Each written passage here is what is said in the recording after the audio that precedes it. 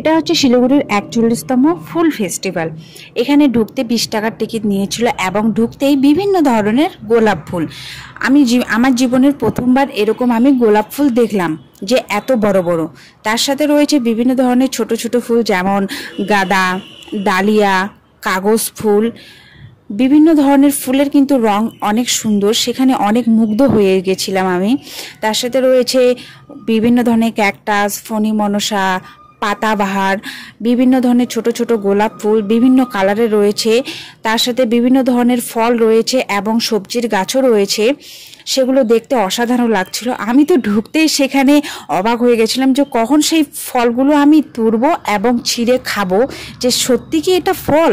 আমার তো দারুণ লেগেছে। তোমাদের কেমন লেগেছে তোমরা কিন্তু কমেন্ট করতে ভুলবে না, অবশ্যই তোমরা কমেন্ট করবে।